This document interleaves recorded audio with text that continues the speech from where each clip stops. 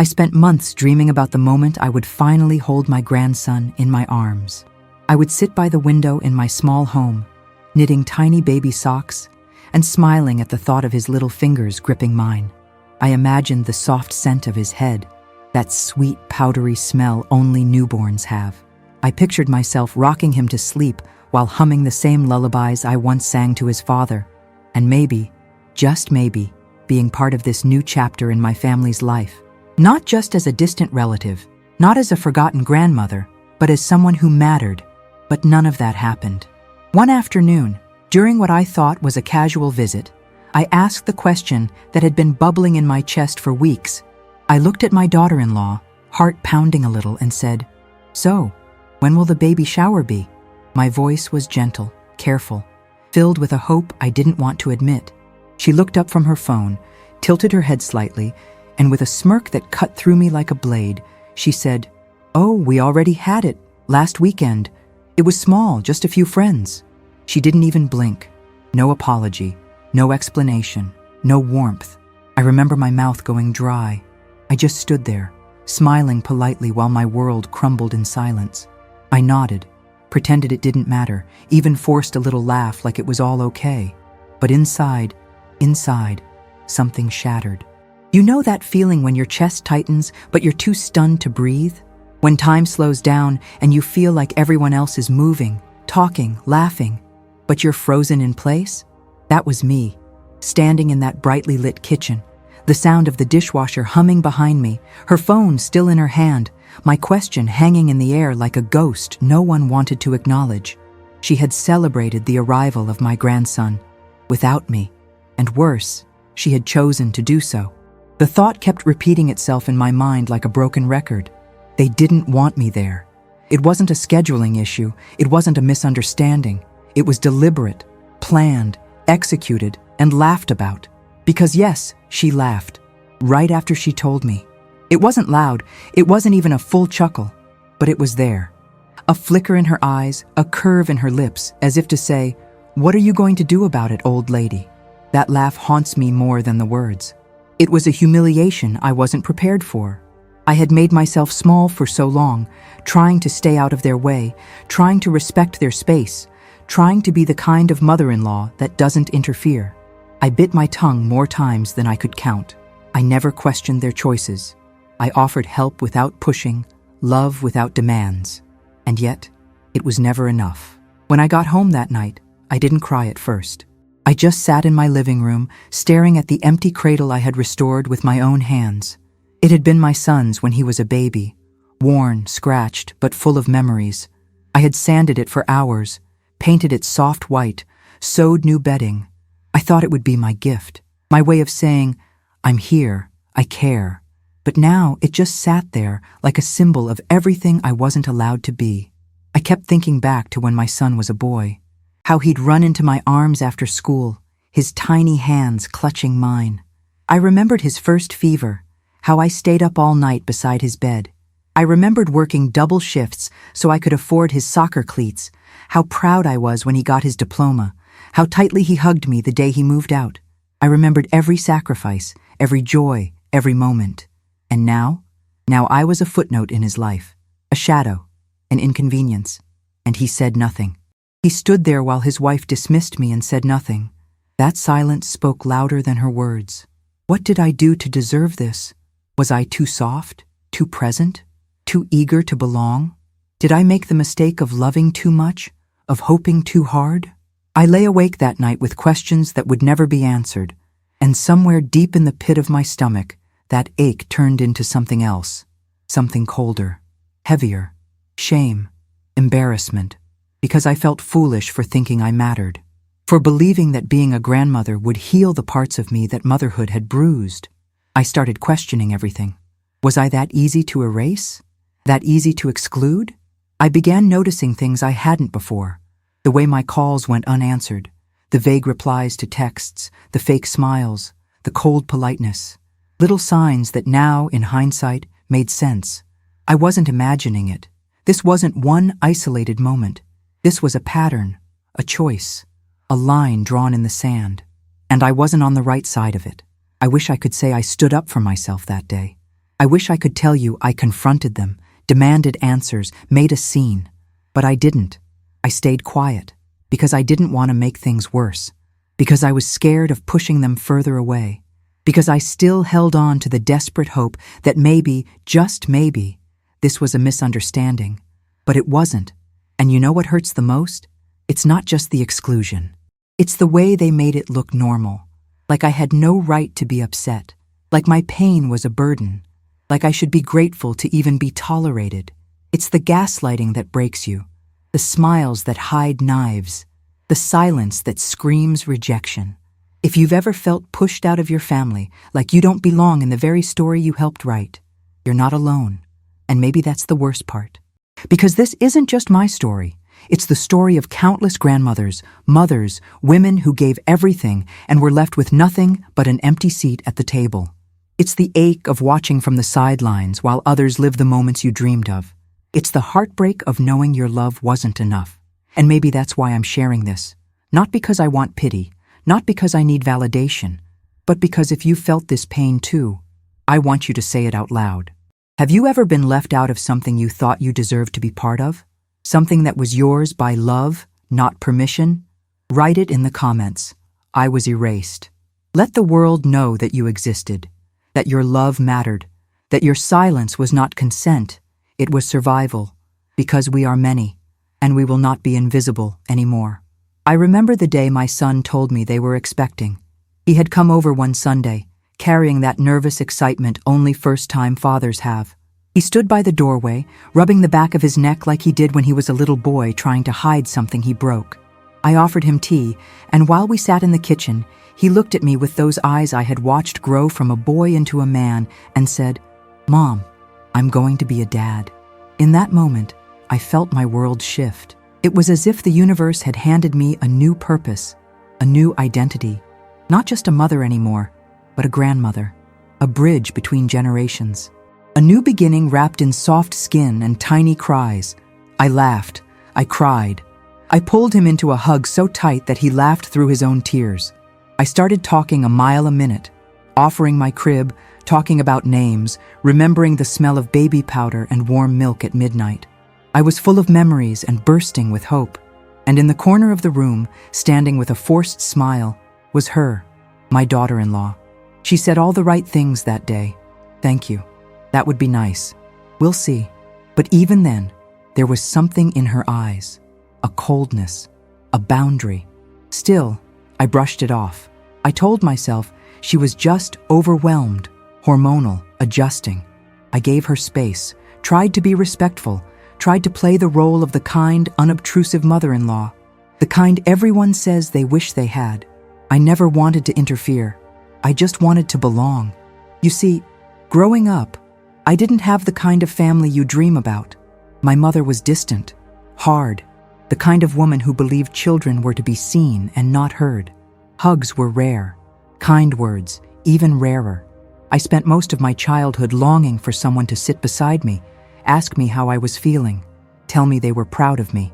When I had my son, I promised I would be different. I promised I would be soft where she was hard, present where she was absent, and I kept that promise. Through scraped knees, broken hearts, late-night fevers, and teenage tantrums, I was there, always. Sometimes too much, sometimes with a love so big it overflowed into places maybe it wasn't wanted, but I believed that love would mean something. I believed that one day, when he became a father, he'd look at me and say, "Thank you."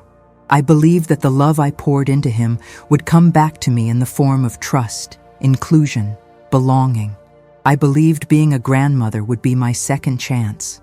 I imagined baking cookies in a warm kitchen, sticky fingers reaching for the spoon. I imagined bedtime stories and whispered secrets, the way little children confide in people they feel safe with. I imagined picking him up from school, cheering at school plays, wiping away tears after playground heartbreaks. But none of that was offered to me, because before my grandson was even born, I was already being erased. Every visit I made felt like a test I didn't know the rules to. Should I call first? Was I staying too long? Was my tone too motherly? Was I being too involved? Too distant? Every interaction was layered with second guesses. And when I brought gifts, they were either politely dismissed or set aside with a thank you that felt more like a "don't do that again."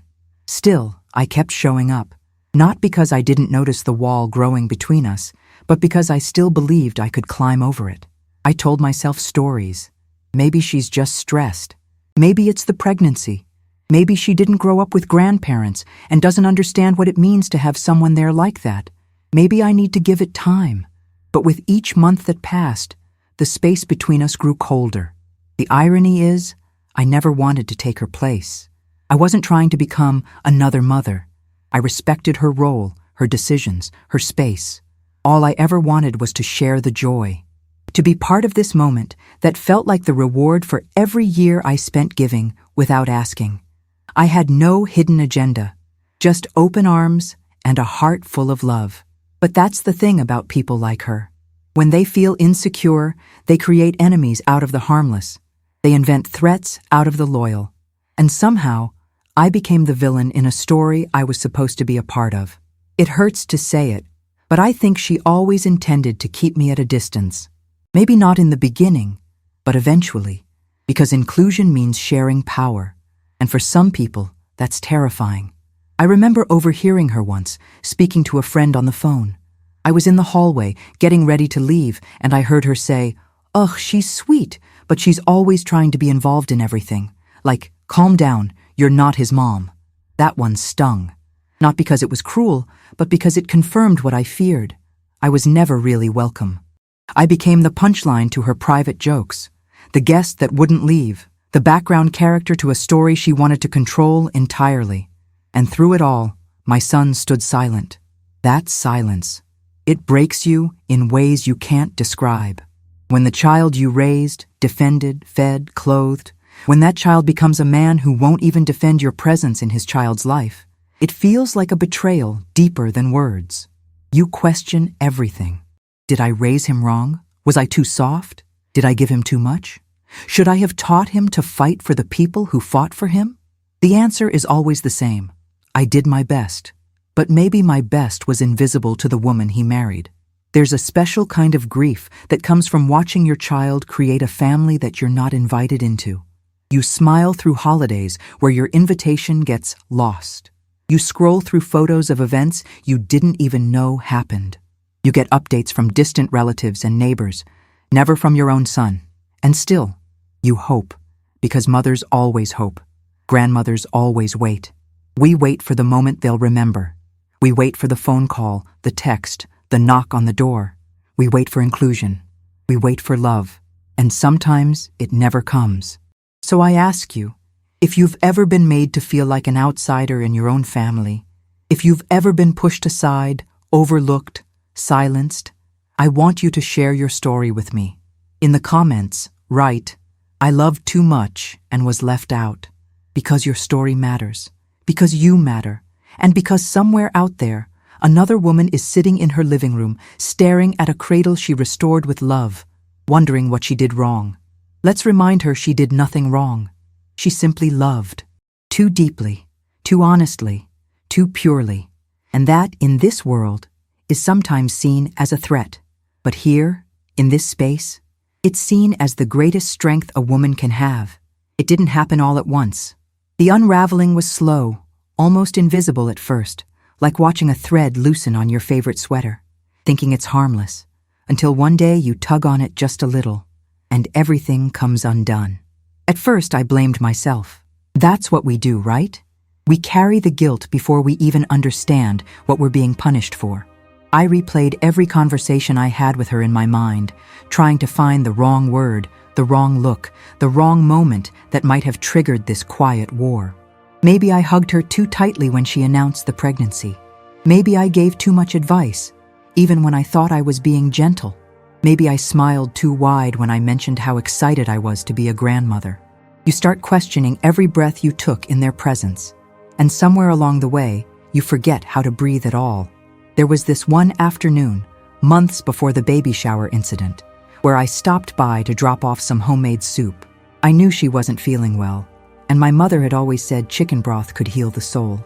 I spent hours simmering it with herbs, thinking about how much I wished someone had done that for me when I was pregnant. and exhausted and alone. When she opened the door, she looked surprised, not the happy kind, the confused kind, the kind that says, "What are you doing here uninvited?" I smiled anyway.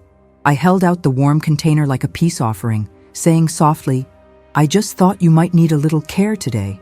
She took it, barely making eye contact, and said thanks in a tone that felt like a locked door. No invitation to come in, no smile, no warmth. I stood there for a second, waiting for something more. A word, a gesture, anything. But she was already turning away, already closing the door behind her like I was just another delivery driver dropping off something she didn't ask for. That moment haunted me for weeks. I told myself I was overreacting, that she was tired, that I was being sensitive. But deep down, I knew that wasn't tiredness. That was rejection. And what made it worse, what always made it worse, was how normal it all looked from the outside. The perfect couple, the excited soon-to-be parents, the happy home. No one saw the tension beneath the surface. No one saw the carefully orchestrated distance. No one saw the way my presence made her uncomfortable, like I was some uninvited ghost lingering around their new beginning. That's the thing about being quietly excluded. It's not loud, it's not obvious. It's not a door slammed in your face. It's a door slowly, gently pushed closed, while you stand on the other side pretending you don't notice. But you do. You notice everything. The photos on social media where you're never tagged.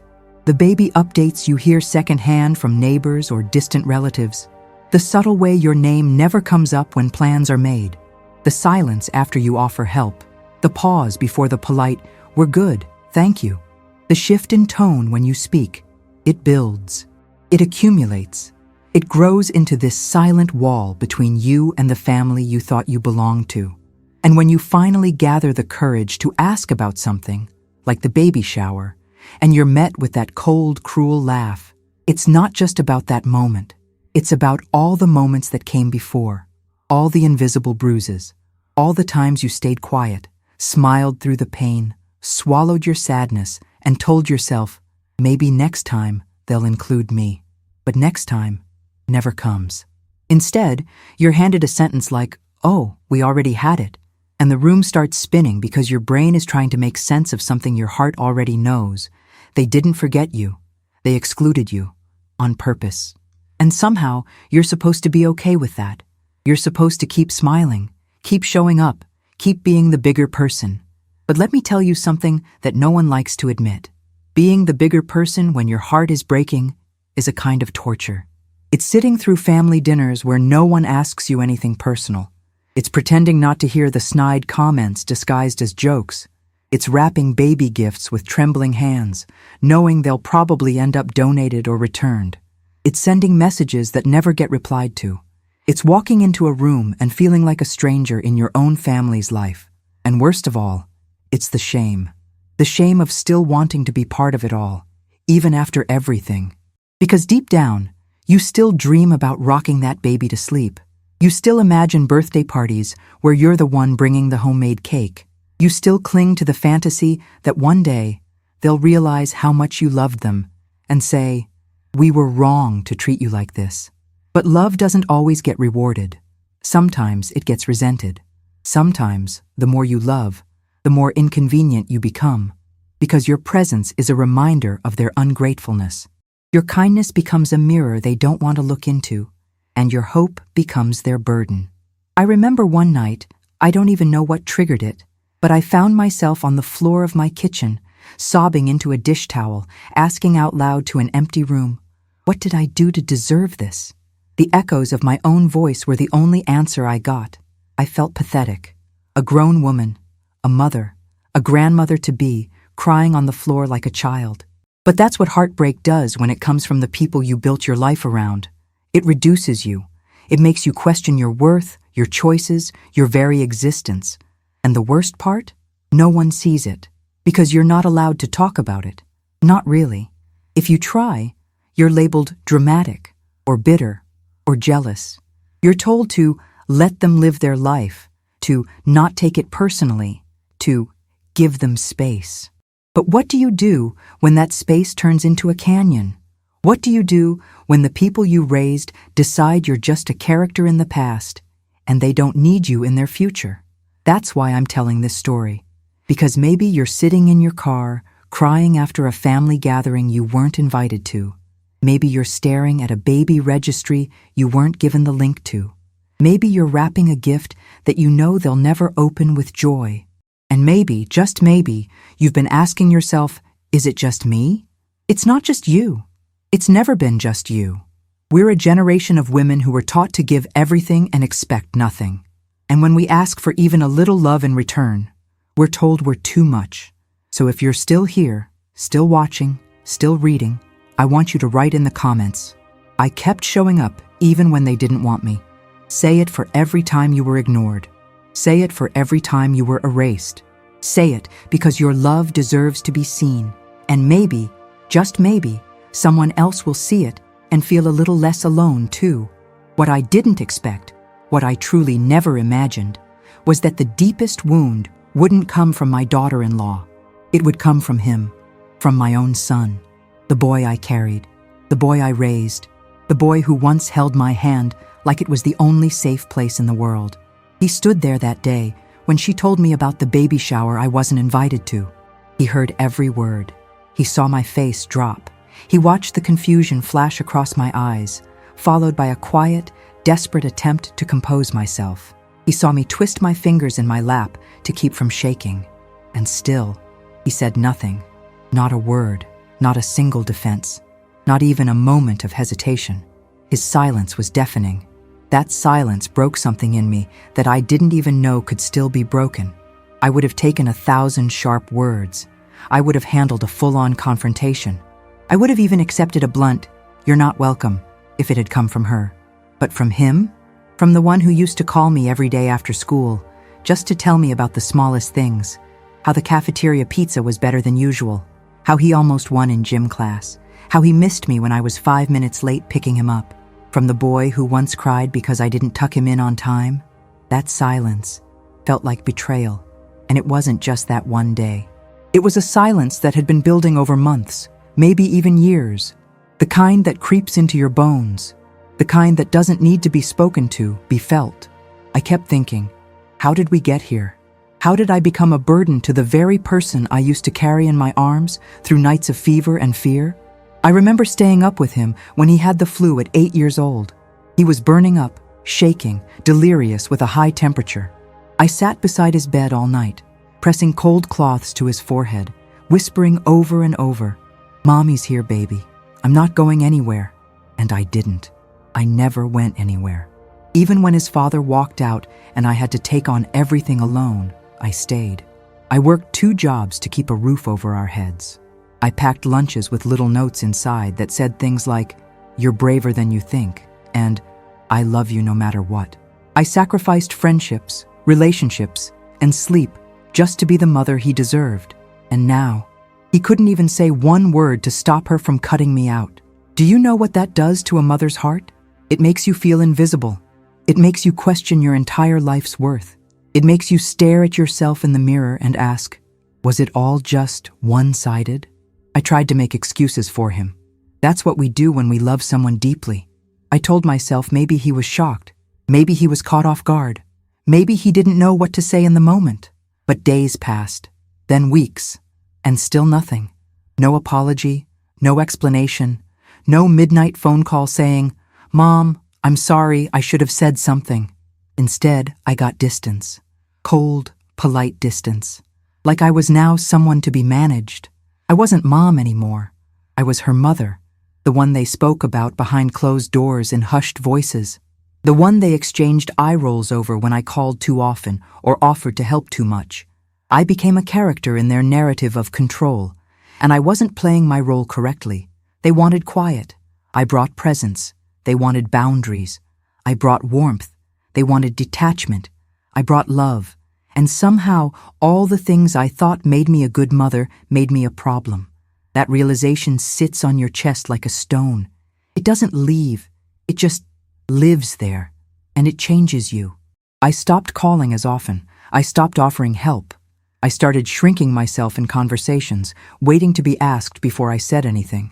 I edited my texts 3 times before sending them, just to make sure I didn't sound too emotional. I learned to live in this new role they carved out for me, an observer, a ghost. And still, my heart kept hoping, because that's what mothers do.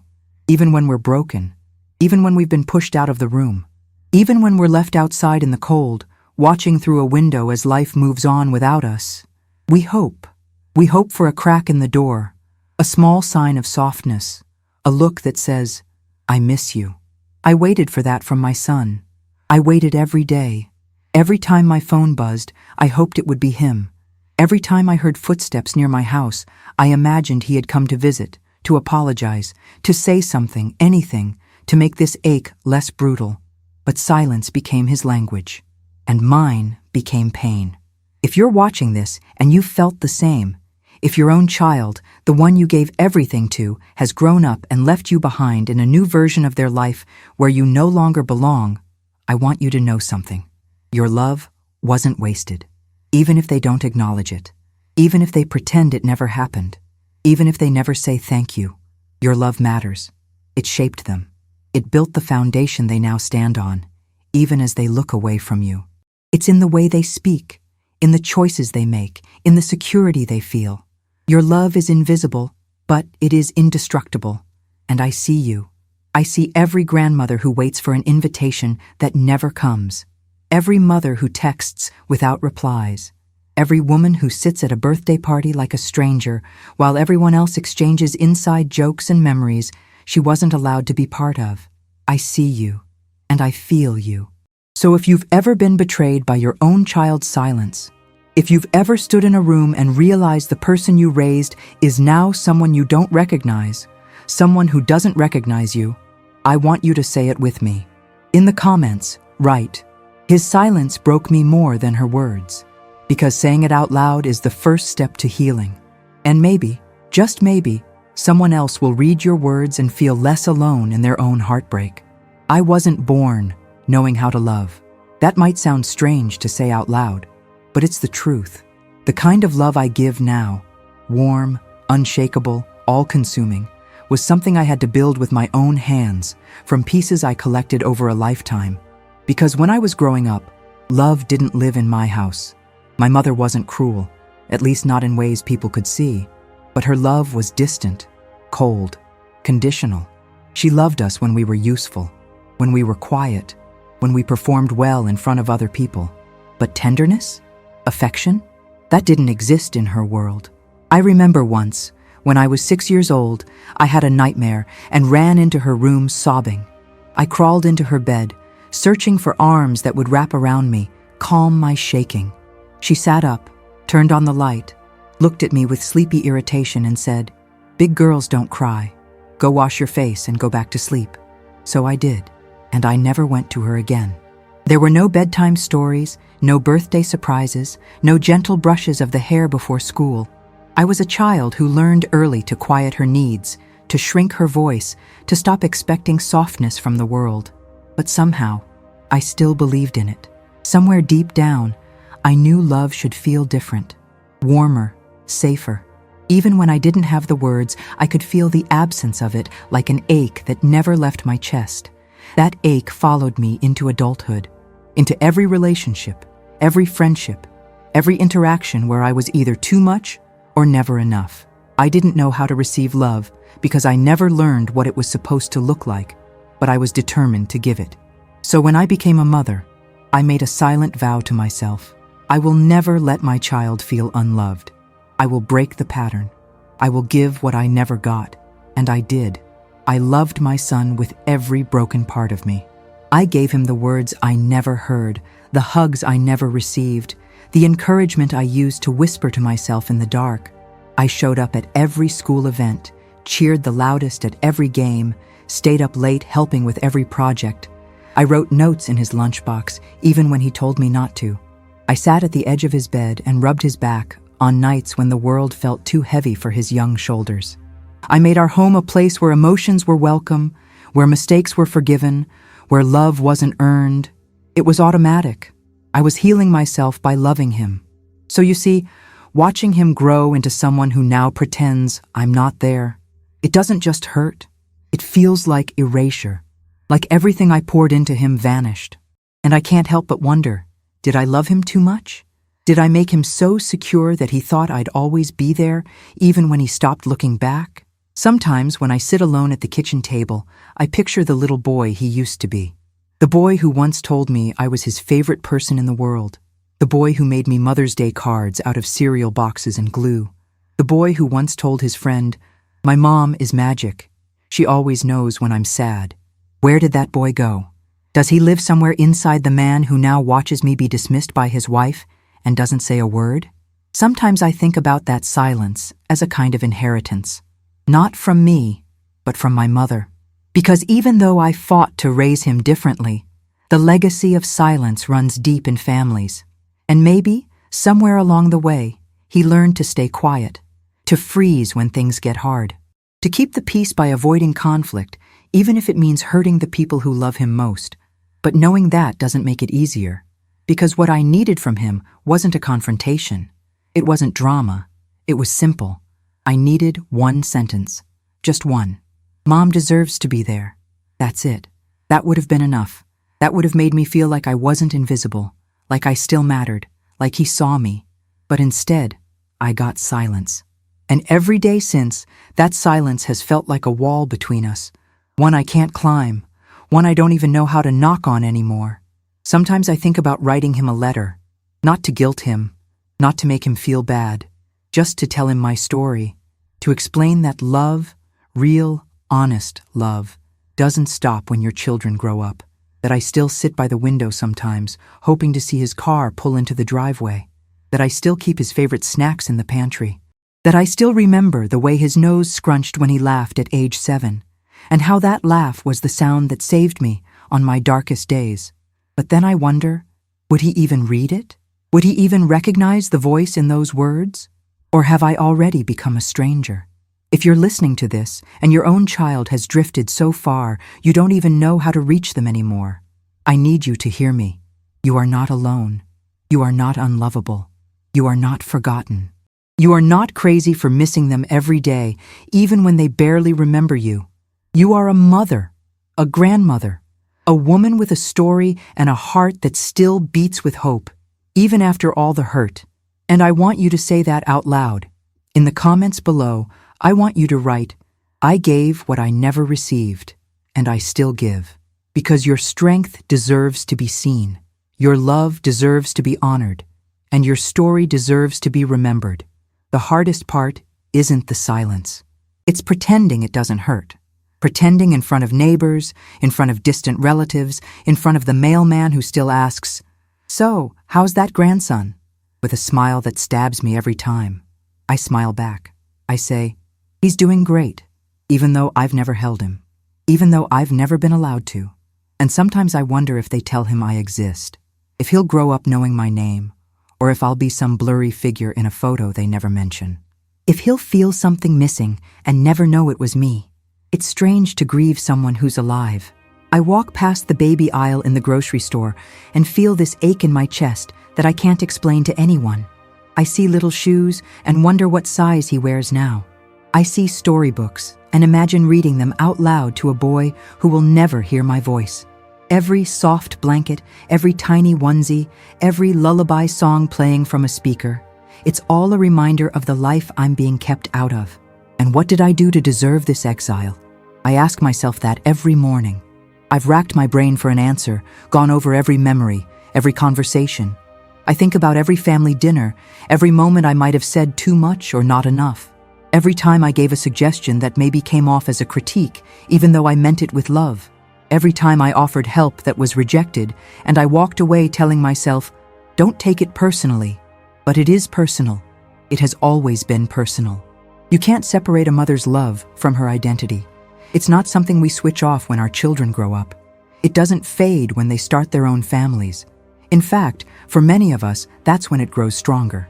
That's when we imagine passing down not just genetics but traditions, stories, recipes, comfort, presence.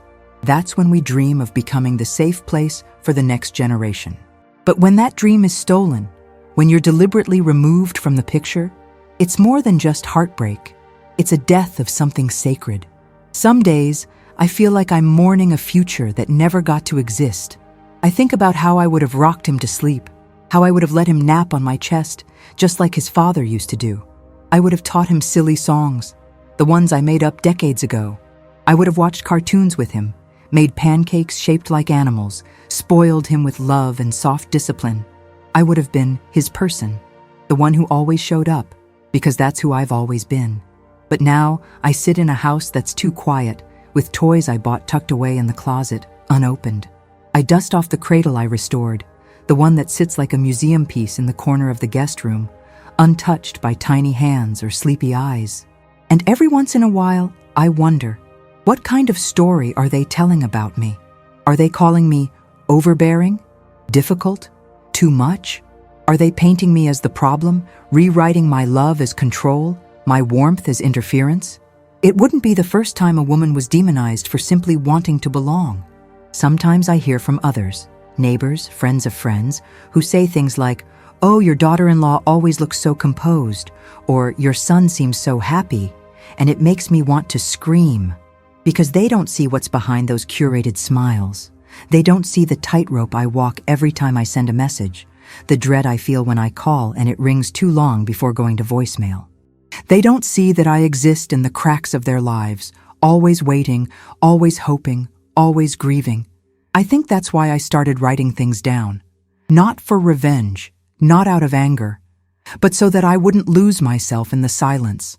So that if my grandson ever finds this one day, if he ever grows curious about the grandmother he never knew, he'll understand I was here. I loved him. I waited for him. I prayed for him. He was never forgotten, not even for a moment. I keep his ultrasound picture tucked into my journal. It's the only image I have of him. Grainy, blurry, but it's him. The little shape I once thought would bring us closer, would heal all the old wounds, would make us a family again. How naive I was to believe that love alone could bridge every gap.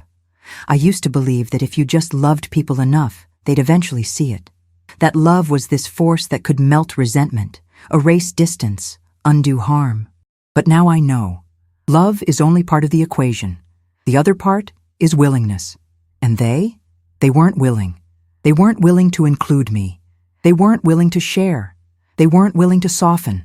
That's what hurts the most. Not that I was pushed away, but that they didn't even try to hold me close.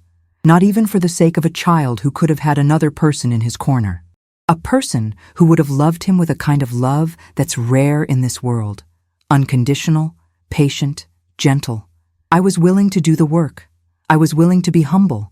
I was willing to apologize even when I wasn't sure what I did wrong. I was willing to listen, to learn, to adjust. I just wasn't given the chance. They made their choice, and I'm the one left holding all the pieces. If you're still with me, if you've listened this far, it probably means you've held these same pieces too. You've sat in that same silence. You've waited for phone calls that never came. You've baked cookies for a child who never arrived.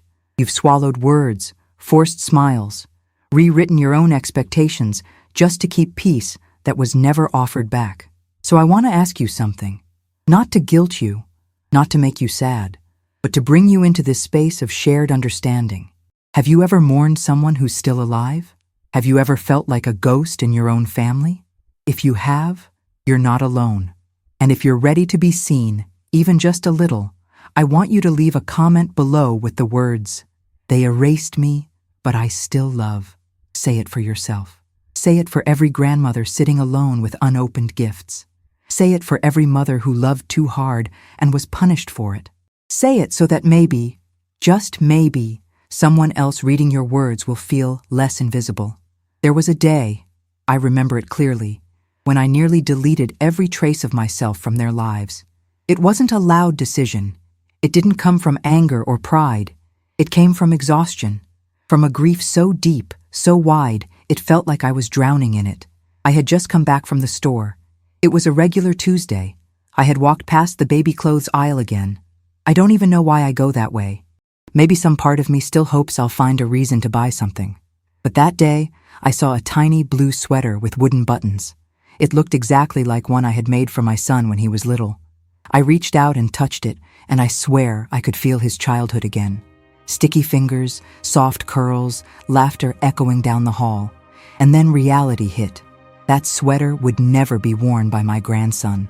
I put it down and left the store with tears in my eyes. When I got home, I walked straight to the closet, the one in the spare room, the room I'd slowly turned into a space for him.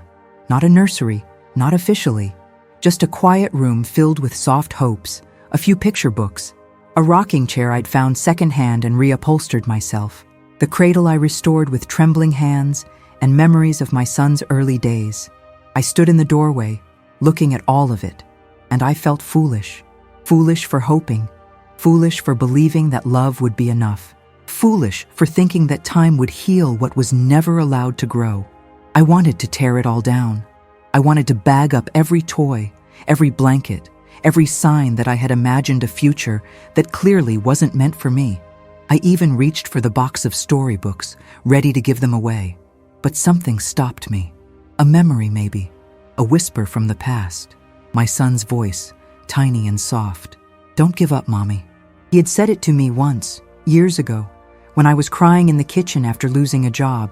He'd come in quietly, wrapped his arms around my leg, and whispered those words with a conviction only a child could hold.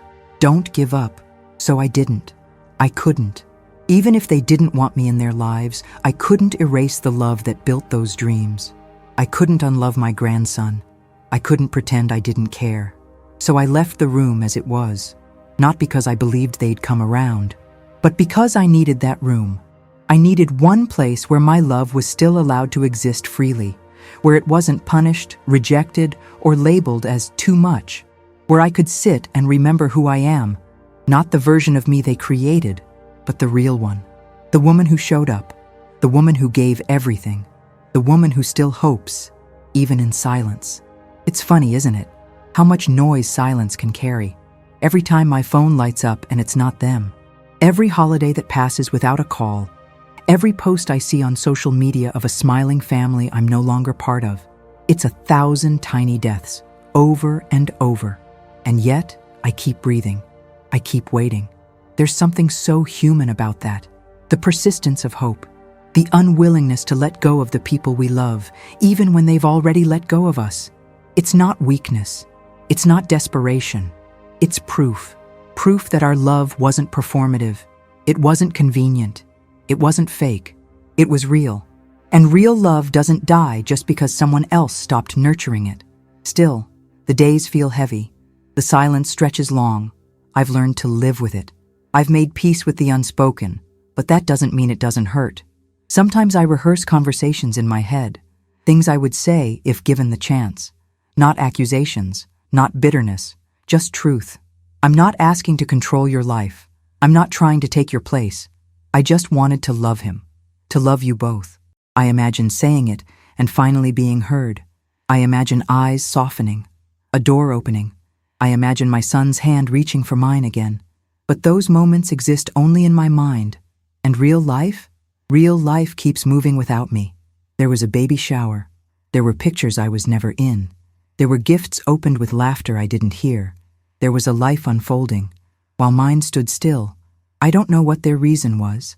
Maybe she didn't want me there. Maybe he agreed. Maybe they told themselves I'd make it about me. Maybe they believed their own story enough to justify excluding me. But here's what I know. My heart had already made room for that child. Long before he was born, long before they ever said the words out loud. My heart opened wide the moment I knew he existed, and it hasn't closed since.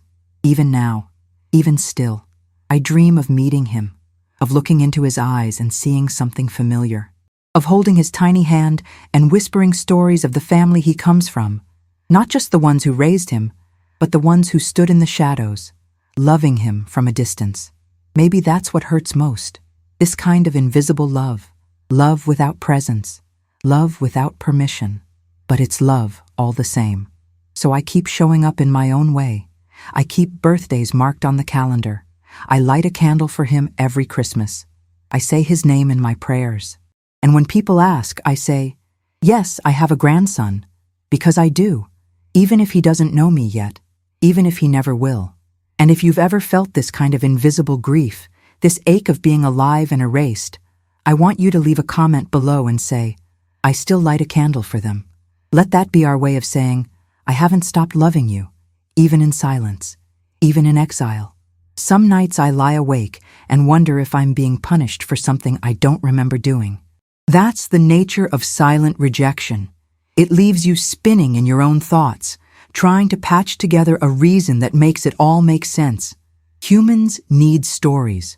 We crave narratives that explain pain. But what happens when there's no explanation? Just distance? I've lived long enough to know that not every wound leaves a scar you can see. Some bruises are emotional. Some traumas wear the face of politeness. You get told things like, we're just setting boundaries, or we need space to grow. But what they really mean is, you don't fit here anymore. And that's what they said, without ever saying it. I don't know how to tell people that I've been ghosted by my own child. It's not something we talk about. People understand being ghosted by a friend or a partner. But when it's your son, your flesh, your blood, your baby, it's a different kind of silence, one that echoes in your bones, one that makes the air feel heavier in your chest. I used to think that a mother's love was enough armor, that no matter what came, the bond we built would be unbreakable. But now I see how fragile it really was, how easily another person could come along and decide I was no longer welcome in the story. That's the cruelest part. It wasn't a fight, it wasn't a dramatic moment, it was slow erasure. One missed phone call, one ignored text, one event I wasn't invited to. One quiet afternoon where I realized it's been 3 months since I heard from him. And still I blamed myself, because that's what loving mothers do. We look inward. We take the fault. We try to fix what we didn't break. I remember folding a tiny sweater one day, the same one I almost bought in that store, and realizing I hadn't heard my son's voice in over 70 days. I counted. 70. I knew the exact number because I checked the last message. I had written, thinking of you. Hope everything's okay. I'm here if you need anything. And he had seen it, read receipt and all, but no reply. You can't unread that kind of pain. I sat there holding that sweater and cried in a way I hadn't since my own mother passed. Not loud sobs, just this quiet, trembling release. Like my body had been holding in heartbreak for too long, and it was finally spilling over. I wanted to scream. I wanted to ask, why? But I had asked so many times already, and silence had always answered back. So instead, I did something strange. I wrote a letter to my grandson, not because I planned to send it. I knew I couldn't, but because I needed a place to put all this love that had nowhere else to go. I told him about the day I found out he existed, the way my heart raced, the dreams I built in seconds. I told him about the books I collected, the lullabies I hummed while cleaning, the cookies I practiced baking just right so he'd have warm ones waiting when he came to visit. I told him how deeply I loved his father, and how that love lived on in him, even if we'd never meet. I cried while writing it, but I also felt lighter. Like for the first time in a long time, I wasn't pretending. There's so much pretending when you're the excluded one. Pretending you're fine. Pretending it doesn't matter. Pretending you're not crushed every time someone casually says, I bet being a grandma is the best thing in the world. I just nod and smile. Because saying the truth would make them uncomfortable. And we've all been taught that other people's comfort matters more than our pain. But the truth is, I'm grieving someone who's alive, someone I long to know, someone I would love without conditions, without expectations, without limits. And grief like that, it doesn't get easier. It just gets quieter. And in the quiet, I've started noticing things I used to overlook.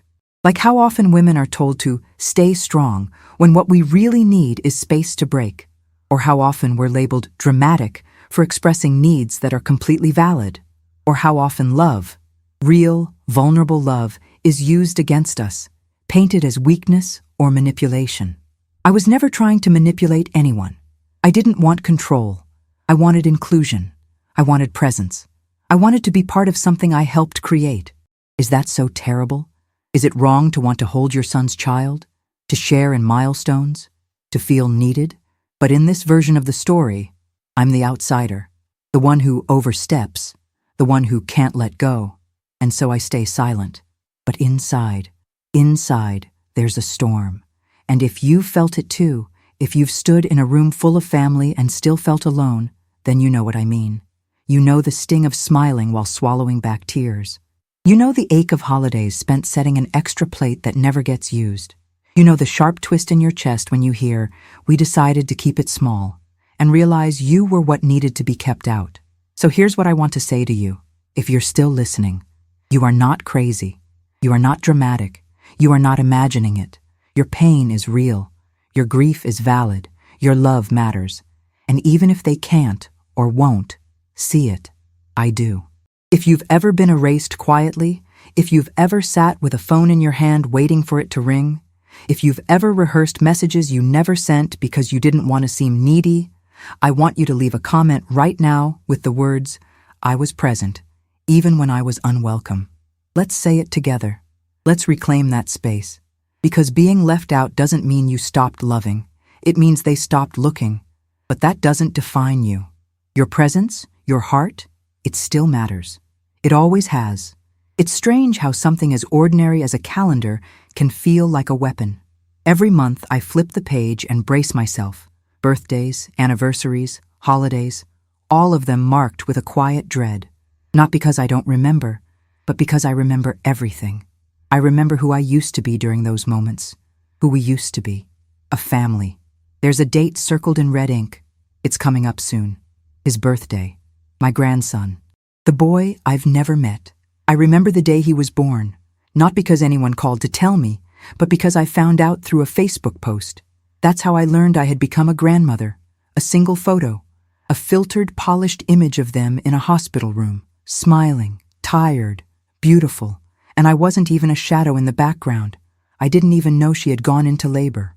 I stared at that post for what felt like hours. My heart tried to catch up with my brain. A part of me wanted to feel joy, pure, uncontaminated joy. But there was a wall of sorrow I couldn't climb over.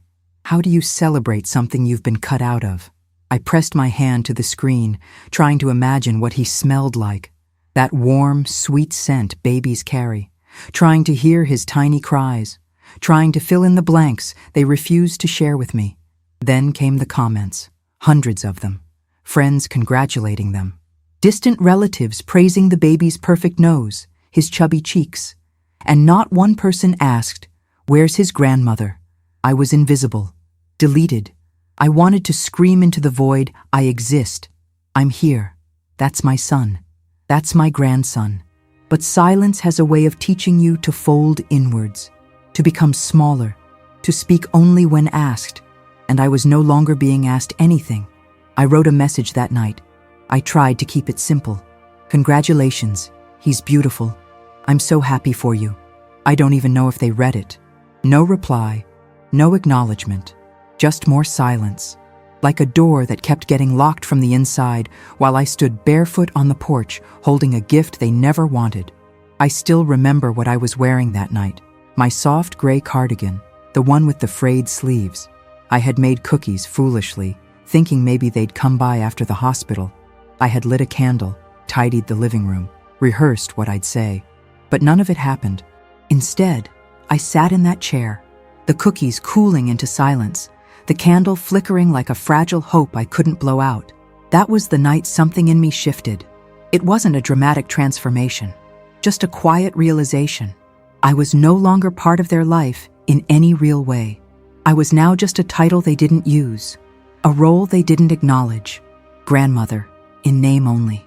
I remember walking into the guest room the next morning, the one I had prepared for him. I sat in the rocking chair, listening to the creak of wood beneath my weight, and let my tears fall freely. Not because I was weak, but because love with no place to go turns into pain. And pain deserves to be seen. Even if no one else was watching, I needed to see myself. I needed to say, "This hurts. This is not okay. You are allowed to feel this." So I cried. I rocked. I breathed. And then I began to write again. Another letter to him, to the boy who didn't know I existed. I told him about the day his father was born, the storm that rolled in just after midnight, the way the nurses wrapped him in blue and handed him to me like the whole world had changed. I told him how I held that baby and promised him the kind of love I never received, how I stayed up every night for months, memorizing the shape of his fingers, the curve of his tiny nose, how I whispered, "I will never leave you," and I didn't. Even now, I haven't. That's the part no one talks about. When your children grow up and reject you, it doesn't undo your devotion. It doesn't erase the decades you gave. You still remember the lunches packed, the fevers nursed, the homework help, the heartbreak soothed. It's all still there, inside your body like an echo. And when they act like you never mattered, you mourn not just their absence, but your own disappearance.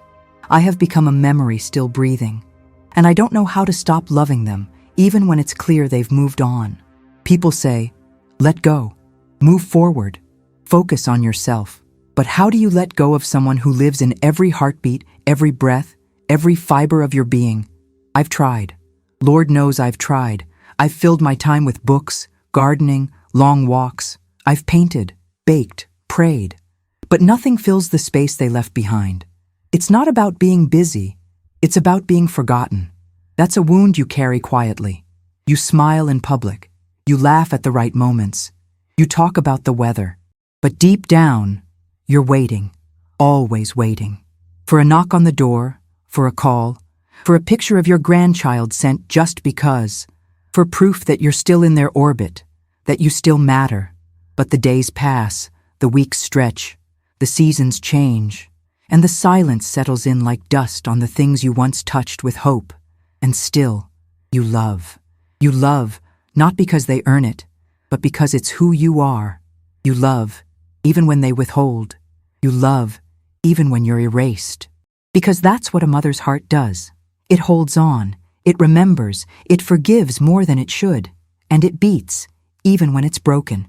If you've ever sat in silence and wondered whether you were the only one holding on to memories that no one else talks about, I want you to leave a comment below and say, I remember everything they forgot.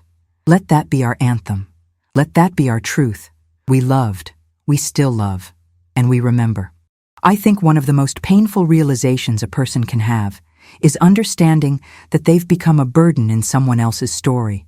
Not because they've done something cruel or unforgivable, but because their presence, their love, their need to belong, simply no longer fits the new narrative. That's how I began to feel. Like I was an old chapter in a book that had moved on to a new plot. One where my name was no longer mentioned, where my voice didn't echo, where my heart didn't matter. And yet, despite it all, I kept showing up in the only ways I could. I left the porch light on during the holidays, just in case. I wrapped gifts each year, even though no one came to pick them up. I kept a space at the table, told myself it was for guests, but deep down, I knew. It was for them, for the moment they might decide to return. Some may call that delusion.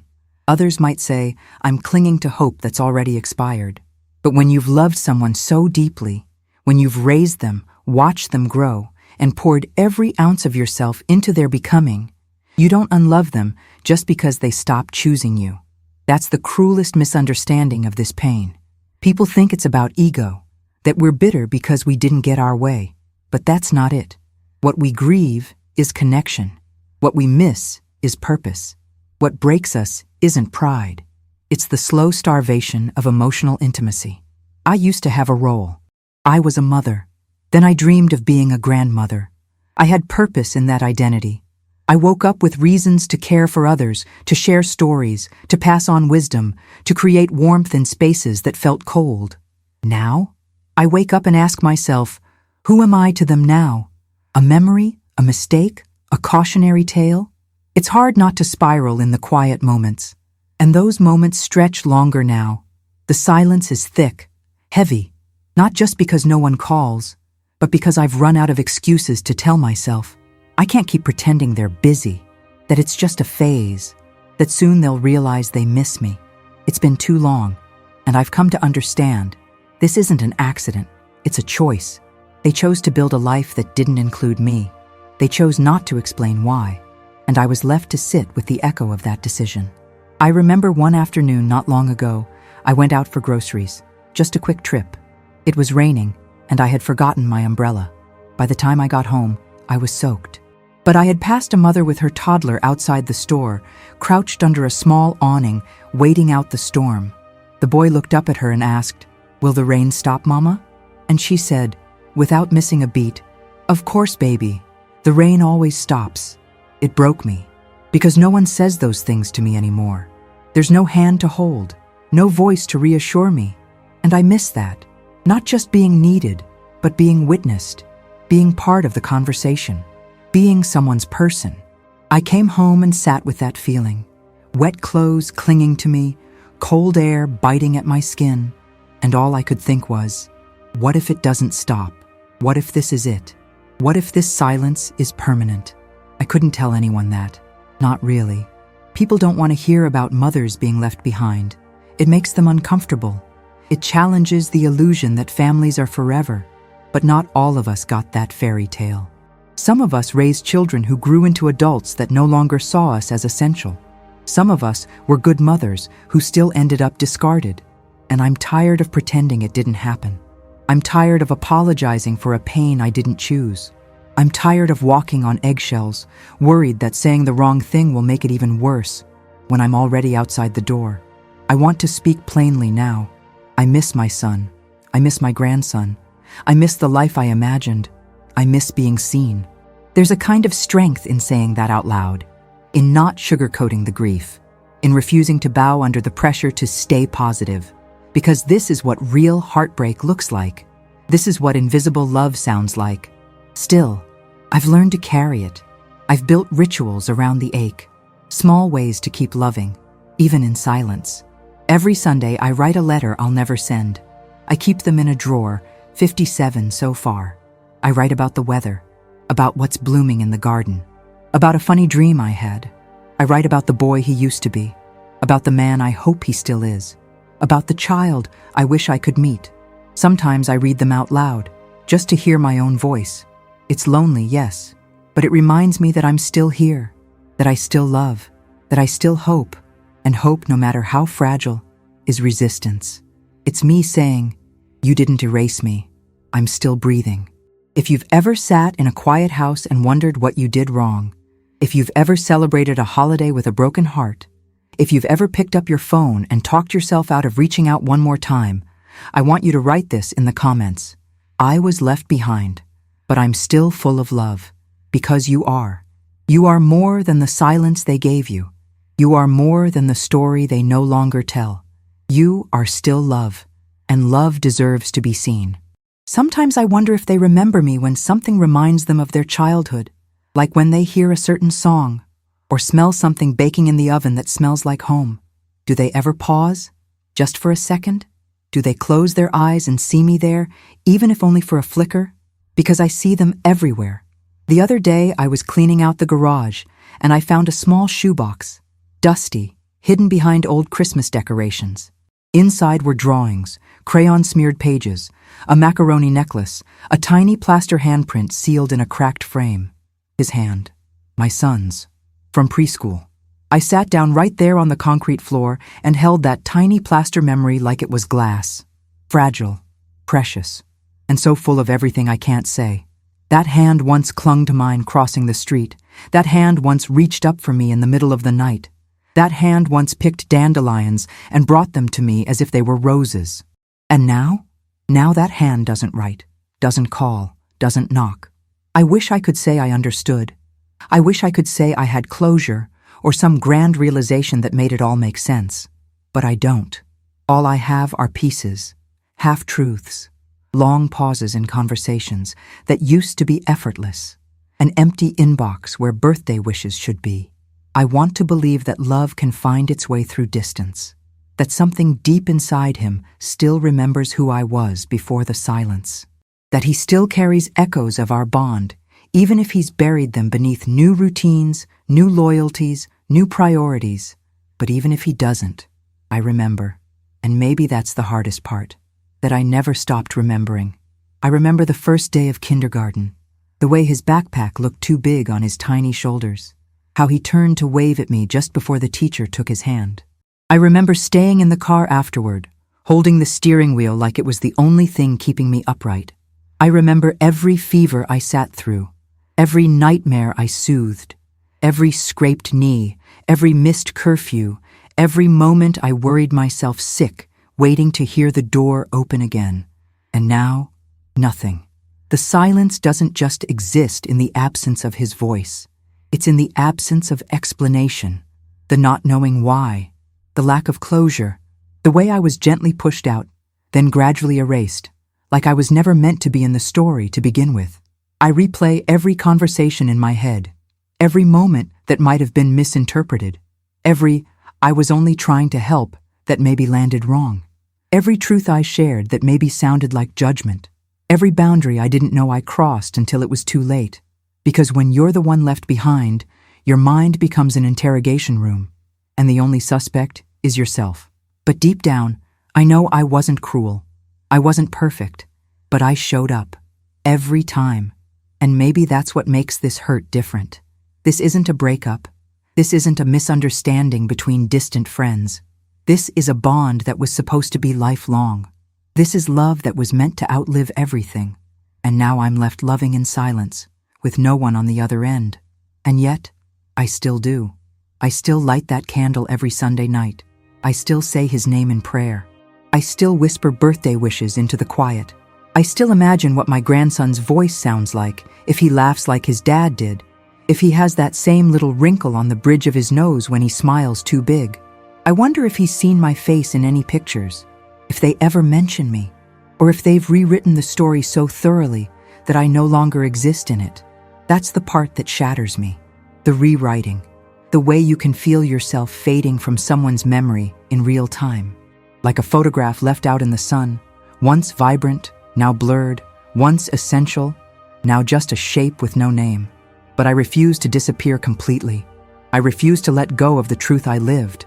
Because the truth is, I loved them both, fully, fiercely, without asking for anything in return but a place to belong. The truth is, I waited. I gave space. I respected boundaries. And still, I was left in the dark, with no map, no closure, no compass. But here I am, still breathing, still loving, still remembering. And I know I'm not alone.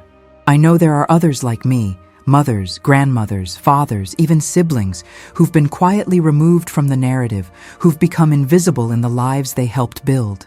If you're one of them, I see you, I feel you, and I want you to know, your pain is valid, your memories are sacred, your love didn't vanish just because they stopped calling. You were there, you mattered, you still do. And maybe, just maybe, your voice matters more now than ever. Because if we don't speak these truths, they stay buried. And we were never meant to be buried while still alive. So if you're still listening, still holding space for the story, I want you to leave a comment with the words, "I remember the love." They can't take that away. Let those words be your truth. Let them be your anchor.